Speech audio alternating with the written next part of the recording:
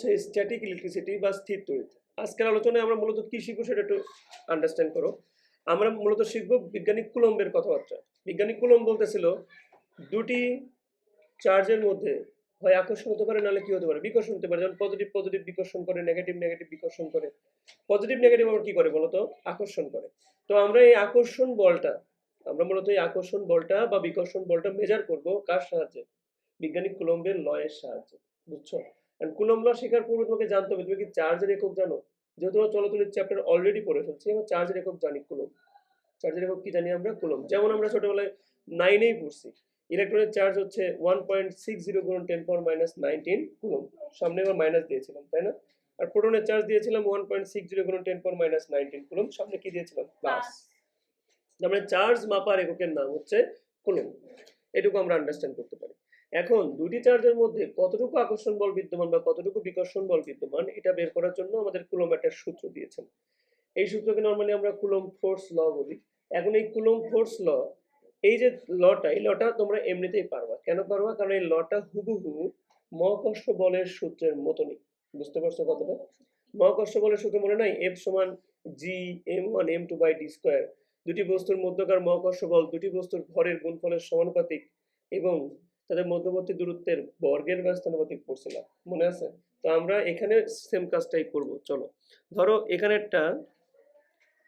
একটা চার্জ আছে যার নাম দিলাম আমরা পজিটিভ Q1, আর এখানে একটা চার্জ রাখলাম যার নাম দিলাম আমরা পজিটিভ Q2। তাহলে এই দুটি চার্জের মধ্যে অবশ্যই বিকর্ষণ বল কাজ করার কথা, কারণ দুইটাই পজিটিভ চার্জ। তাহলে এই বিকর্ষণ বলটা কেমন হবে সেটাই আমরা মূলত জানতে চাই, ঠিক আছে? এই বিকর্ষণ বলটার মানটা কেমন হবে সেটা আমরা জানতে চাই। আমরা মনে আছে মহাকর্ষ বল যেমনটা ছিল আকর্ষণ বলদের সংযোজক সরলরেখা বরাবর ক্রিয়া করে, এই বিকর্ষণ বলটাও এই দুটি চার্জের সংযোজক সরলরেখা বরাবর কি করবে? ক্রিয়া করবে। এখন দুটি চার্জের মধ্যকার দূরত্ব লাগবে আমাদের, দূরত্বের নাম দিলাম আমি ডি, এবং দুটি চার্জের পরিমাণ কি? Q1 Q2। আগে বলো বল কি রাশি? বল অবশ্যই ভেক্টর রাশি। আর বল যদি ভেক্টর রাশি হয় তাহলে অবশ্যই দিক ইম্পর্টেন্ট, আমরা জানি। এখন মনে রাখবা যখন আমরা কোনো কিছুর মানে কোনো বলের মান বের করব, যে বলটা যে মান বের করবো না আমরা, এই মান বের করার সময় একটা কাজ করবা, চার্জের চিহ্ন পরিহার করবা যদি সেটা ভেক্টর রাশি হয়। কথাটা মাথার মধ্যে নাও, যদি ভেক্টর রাশির মধ্যে আমরা কোনো সমীকরণিক সমাধান করতে যাই এই চ্যাপ্টারে ভেক্টর রাশির মধ্যে, তাহলে আমরা চার্জগুলোর চিহ্ন কি করে ফেলবো? পরিহার করে ফেলবো। হ্যাঁ, আর আমরা চার্জের চিহ্ন দেখে ডিসিশন নেবো এটা কি আকর্ষণ বল নাকি বিকর্ষণ বল। যেমন প্লাস আর প্লাস মানে বিকর্ষণ আমরা জানি, তাই আমরা এখানে চিহ্ন পরিহার করবো। তাহলে মনে করে দেখো তো মহাকর্ষ বলের সূত্র ছিল এরকম, F সমান G m1 m2 by D square. G ছিল একটা মহাকর্ষীয় ধ্রুবক, তাই না? তাহলে এখানেও একটা ধ্রুবক থাকা দরকার। সেই ধ্রুবক নরমালি লেখা হয় কে। কি লেখা হয়? কে। কে কে বলা হয় কুলম্ব ধ্রুবক, বলা হয় কি কুলম্ব কনস্ট্যান্ট। বাট কে এটা তুমি যখন বড় ক্লাসে পড়বা তখন কে এর মান এমন দেখবা 1/4 pi epsilon not. Epsilon not দেখে ভয় পাইতে পারো, এপসাইলন আবার কি জিনিস? আচ্ছা দেখো, চার্জগুলোর মধ্যে যদি মাধ্যম শূন্য মাধ্যম থাকে, কি থাকে? শূন্য মাধ্যম থাকে, তখন নট ইউজ করা হয়। নট মানে বোঝায় শূন্য মাধ্যমের তড়িৎ প্রবেশ্যতা। কি বলা হয়? শূন্য মাধ্যমের তড়িৎ প্রবেশ্যতা। মানে শূন্য মাধ্যমে এই যে আকর্ষণ বলটা ক্রিয়া করবে না বা বিকর্ষণ বলটা ক্রিয়া করবে, এই মানে তড়িৎ তো মনে করো যে কোনো মাধ্যমে সমানভাবে প্রবেশ করতে পারে না। বুঝতে পারছো? শূন্য মাধ্যমে এক ধরনের তার প্রবেশ ক্ষমতা, পানি মাধ্যমে এক ধরনের তার প্রবেশ ক্ষমতা। এই জন্য এপসাইলন দ্বারা বোঝায় যে কোনো মাধ্যমে তড়িৎ প্রবেশ্যতা। যে মাধ্যমে তড়িৎ প্রবেশ্যতা স্ট্রং সেখানে আকর্ষণ বল স্ট্রং দেখতে পাবো তুমি, এরকম একটা ব্যাপার। তাহলে এপসাইলন নট দ্বারা বোঝায় শূন্য মাধ্যমের তড়িৎ প্রবেশ্যতা। আর 4 পাই তো জানোই কনস্ট্যান্ট ভ্যালু। তবে তোমাদের 9-10 এর সিলেবাসে এই 1/4 পাই এপসাইলন নট ব্যাপারটা ইউজ করা হয় নাই, নরমালি ইউজ করছে কে। কে এর মান মুখস্থ রাখলে চলবে, ঠিক আছে? কে এর মান মনে হয় 9 গুণন 10⁻9, ঠিক আছে? তারপর আমরা দেখবো ম্যাথ করার সময়, সমস্যা নাই। তাহলে আমরা এই জি এর জায়গায় কি লিখছি বলতো? কে। কে একটা কি ধ্রুবক? Coulomb constant. ওকে। তারপরে এম এর জায়গায় কি লিখবো? আমরা এম এর জায়গায় লিখবো চার্জ দ্বয়ের পরিমাণ। প্রথম চার্জের পরিমাণ ছিল Q1, পরেরটার পরিমাণ ছিল কি? Q2, ডিভাইডেড তাদের মধ্যবর্তী দূরত্বের স্কয়ার। আমি আগেও বলেছি মহাকর্ষ সূত্র যেমন হবে কুলম্ব সূত্র তো প্রায় তেমনই হয়। হয়েছে কি হয় নাই বলো তো? আচ্ছা, বলের একক নিউটন, এখানেও বলের একক কি ছিল? নিউটন। আর কে এটা কি ধ্রুবক? কুলম্ব ধ্রুবক। তার মান আমরা আপাতত মনে রাখলাম 9 গুণন 10⁻9। আর এককটা কি হবে? একক বের করা কিন্তু তোমাদের শিখিয়েছিলাম। যদি আমি কে এর একক বের করতে চাই, এই ডি স্কয়ারটাকে আমাকে এখানে গুণ করতে হবে না? তাহলে কি হবে? এফ ডি স্কয়ার ডিভাইড কি দিয়ে ভাগ করবা? Q1 Q2। তাহলে বলো বলের একক কি বলো? নিউটন। দূরত্বের একক কি? Metre square. আর কিউ এর একক কি? কুলম্ব।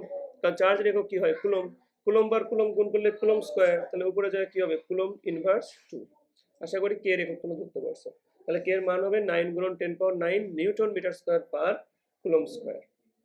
তাহলে এই সূত্রের সাহায্যে দেখবা, আমি একটা কথা বলি, মজার কথা, ম্যাক্সিমাম বোর্ড কোশ্চেনে স্থির তড়িৎ চ্যাপ্টারে ক নম্বরে একটা প্রশ্নই করে উক্ত দুটি চার্জের মধ্যবর্তী আকর্ষণ বল নির্ণয় করো বা বিকর্ষণ বল নির্ণয় করো। সেম না, খালি এই সূত্র লিখবা, তুমি প্লাস মাইনাস দেখে আগে ডিসিশন নিবা যেটা আকর্ষণ বল নাকি বিকর্ষণ বল। ম্যাথ করার সময় Q1 Q2 লিখবা, কিন্তু কোনো চিহ্ন দিবা না, ভ্যালুগুলা বসায় ভাগ টাগ করবা, দেখবা বলের মান চলে আসছে। আমরা একটু পরে প্র্যাকটিস করবো, সমস্যা নেই। তাহলে বল বের করার সূত্র আমরা বুঝতে পারছি, তাই না বলো? আচ্ছা, বল বের করার সূত্র বুঝলাম, কিন্তু আমরা যেটা এখন শিখবো এটা আমার মনে হয় সবচেয়ে কঠিন এবং ইম্পর্টেন্ট টপিক। সেটা হলো, খুব মন দিয়ে শুনো। ধরো এখানে একটা চার্জ আছে, চার্জের নাম হলো Q1 চার্জ। এখানে একটা চার্জ আছে, সেই চার্জের নাম হচ্ছে Q2 চার্জ। ধরলাম এটা প্লাস, ধরলাম এটা হলো মাইনাস, তাহলে এদের মধ্যে আকর্ষণ বল বিদ্যমান। এখন আমরা এটা জানতে চাচ্ছি এই দুটি চার্জের তো অবশ্যই একটা সংযোজক সরলরেখা রয়েছে, তাই না? আমরা আগেও দেখেছি এই দুটি চার্জের আকর্ষণ বল যে রেখা বরাবর ক্রিয়া করবে তাকেই বলি আমরা সংযোজক সরলরেখা, তাই না? আমরা জানতে চাচ্ছি এই সংযোজক সরলরেখা বরাবর কোথায় কোথায় এই দুটি চার্জের লব্ধি বল শূন্য হবে। দুটি চার্জের লব্ধি বল কি হবে? শূন্য হবে বা সমান হবে। শূন্য হবে বা কি হবে? সমান হবে। এই কথাগুলো কিন্তু একই রকম কথা।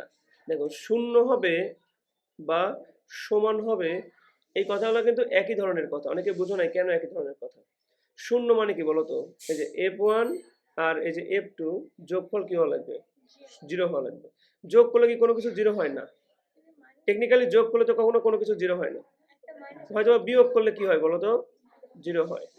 তাহলে এখানে বিয়োগ করলে যদি 0 হয় তাহলে সমান ব্যাপারটা এরকম না? এই যে F1 সমান F2, তার মানে তুমি যদি দুইটা বলে পরস্পর সমান করতে পারো, তার মানে টেকনিক্যালি ওদের বিয়োগ করলে কি হয়ে যাবে?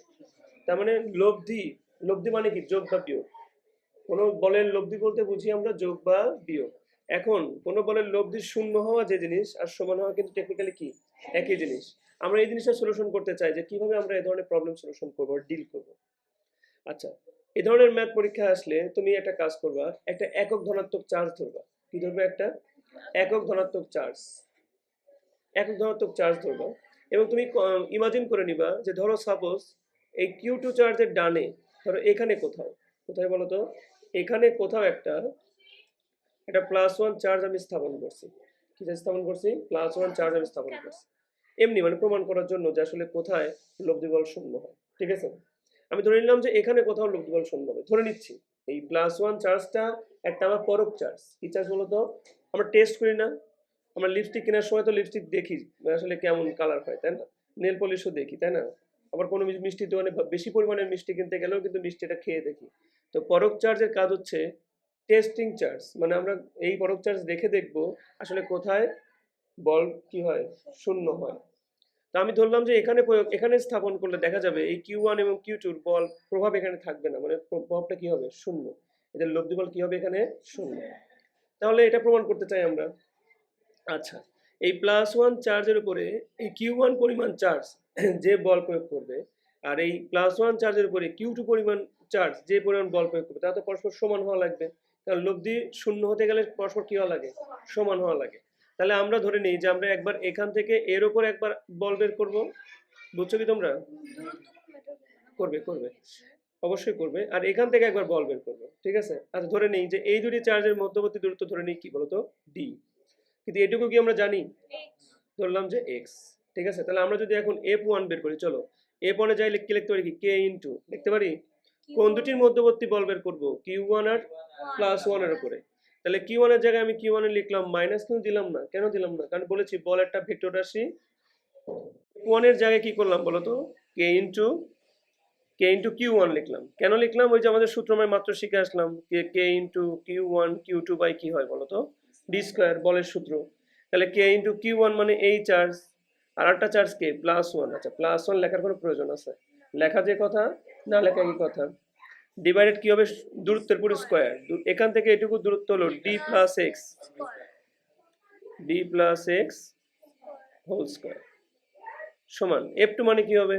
F2 মানে প্রথমত K হবে, তারপরে Q2 হবে, আর 1 লেখার কোনো প্রয়োজন নাই, ডিভাইড x স্কয়ার। সবাইকে আন্ডারস্ট্যান্ড করতে পারছো?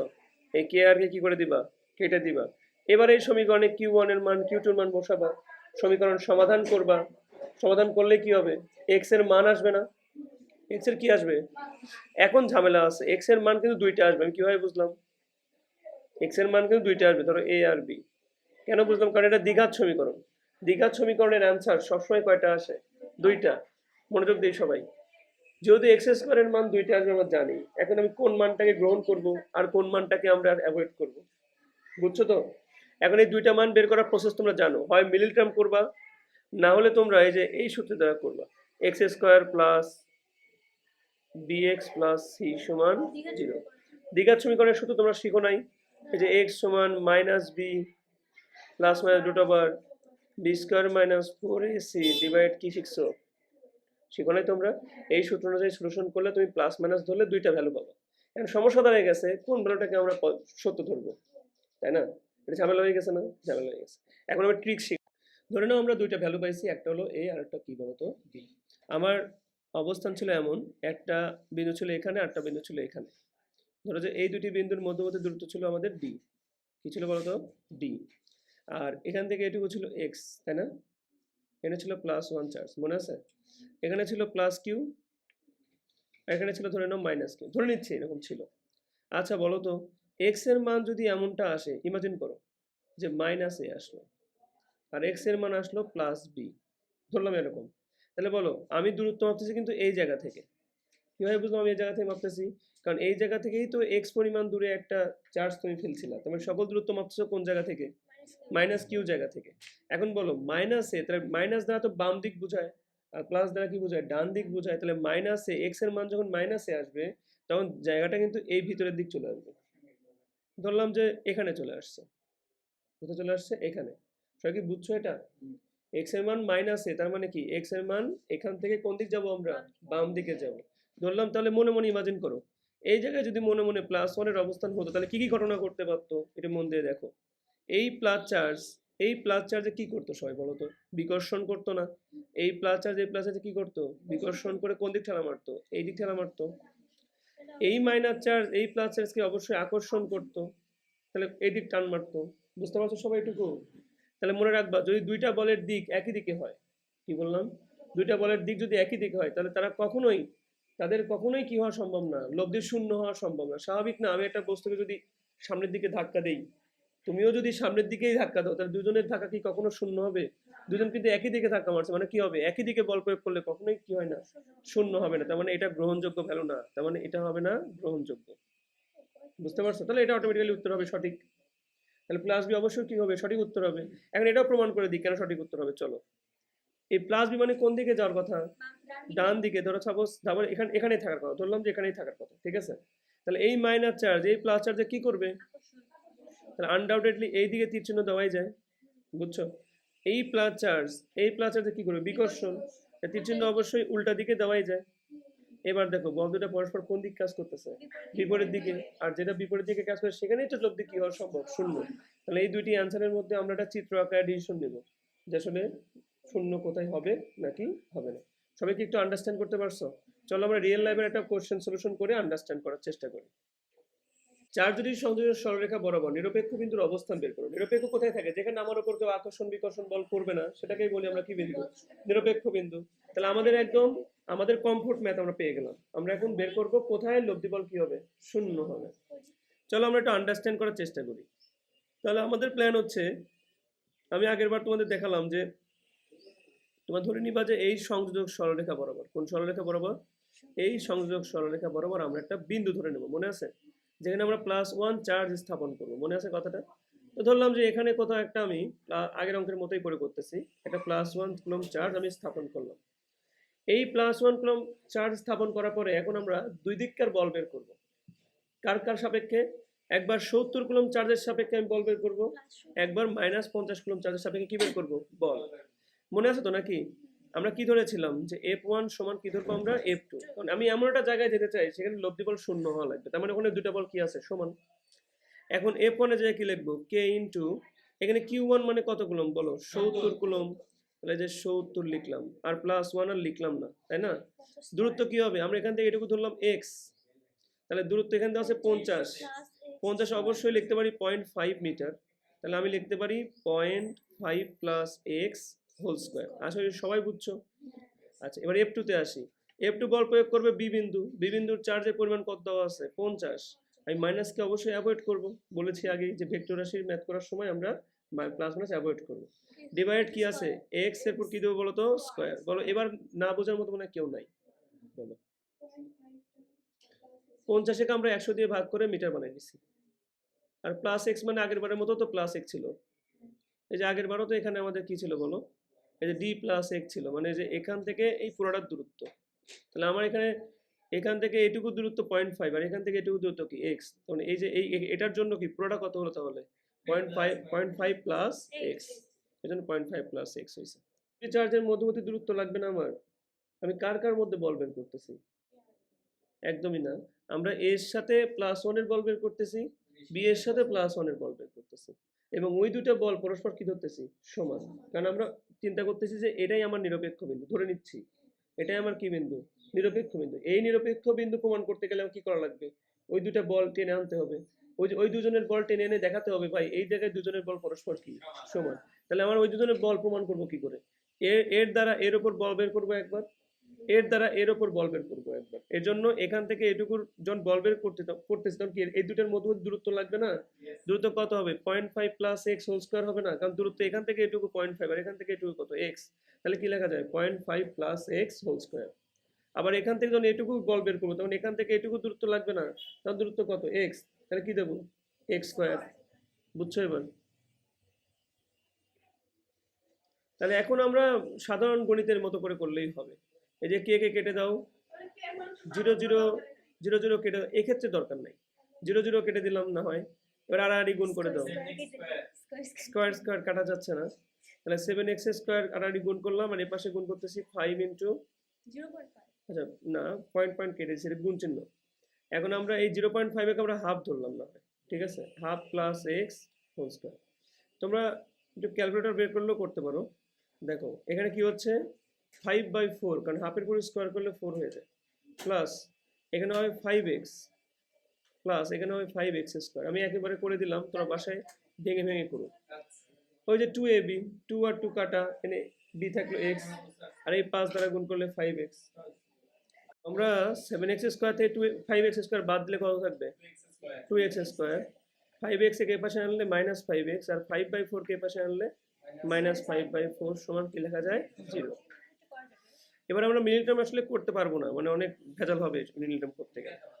তোমরা তার চাইতে বরং এই মানে আমার মনে হয় এটাকে একটু ইজি করো, 4 দিয়ে লসাগু করে দাও। 4 দুগুণ 8 x স্কোয়ার, 4 5 20x, -5 সমান কি লিখে দেওয়া যায়? 0। কারণ 4 দিয়ে লসাগু করার পর 4টাকে আমরা ওই পাশে 0-র সাথে গুণ করে দিছি। তাহলে এই যে অবস্থা দাঁড়ালো 5 8 40, অবস্থা 5 8 কত হয়? 40, আর মাঝখানে কি আছে? 20।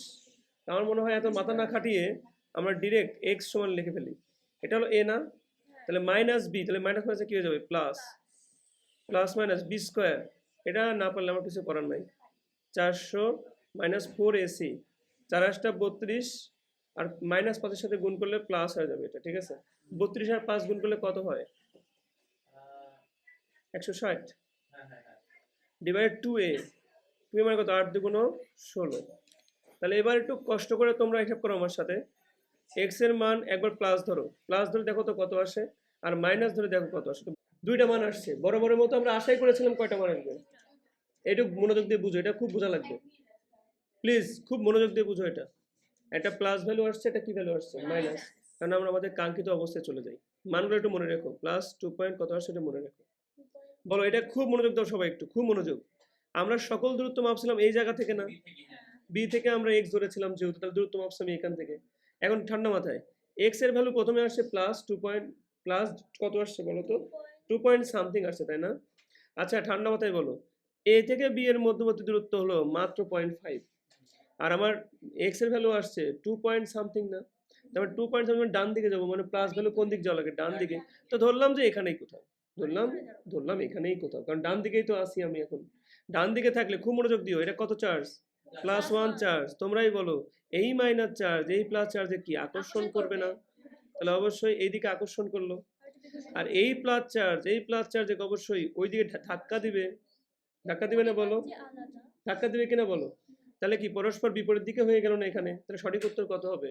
এই +2.27 +7.2। আর মাইনাসটা তোমার দেখানোর প্রয়োজন নেই, এবার তুমি দেখাতে পারো চাইলে। খেয়াল করো, অন্য একটা কালার দিয়ে মাইনাসটা বুঝাই দিচ্ছি, দেখো। খেয়াল করো, সবাই একটু মনোযোগ দাও। দেখো সবাই একটু মনোযোগ দাও। যা আসছে। এখন মাইনাস ভ্যালুটা দেখো, মাইনাস কত আসছে সেটা 0.229। আচ্ছা ঠান্ডা মাথায় বলো, 0.5 বড় নাকি 0.2 বড়? 5 বড়। 0.5 অবশ্যই বড়। তার মানে 0.2 যেটা আসছে সেটা অবশ্যই বাম দিকে মাইনাস, কারণ হয়তো মাইনাস আসছে। কিন্তু বাম দিকে হলো এই জায়গাটা কি পার হয়ে চলে যাবে না, কারণ 0.5 এর থেকে তো এটা ছোট, তাহলে অবশ্যই ভেতরে কোথাও থাকবে। ধরলাম যে এখানে কোথাও আছে, ঠিক আছে। এবার তুমি মনে মনে তুমি ভাবো এটা তোমার +1 কুলম্ব চার্জের অবস্থান, তাহলে এই প্লাস চার্জের কি করবে? এইদিকে বিকর্ষণ করে দিবে না? আর এই মাইনাস চার্জ এই প্লাস চার্জে কি করবে? আকর্ষণ করবে না? তাহলে কি একই দিকে হয়ে গেল না? আর একই দিক হলে লিখে দেবে, যেহেতু বল দুটি একই দিকে বিদ্যমান, সুতরাং তাদের লব্ধি কি হতে পারে না? শূন্য হতে পারে না। আর এখানে কি বিপরীত দিকে বিদ্যমান, তাহলে কি লব্ধি শূন্য হতে পারে। সুতরাং নিরপেক্ষ বিন্দু কোথায় হবে? বলবা বি বিন্দু থেকে ডান দিকে 2.72 মিটার দূরত্বে নিরপেক্ষ বিন্দুটি অবস্থান করবে, যেখানে বলদ্বয় এর কোনো প্রভাব থাকবে না। সবাইকে আন্ডারস্ট্যান্ড করতে পারছো এবার?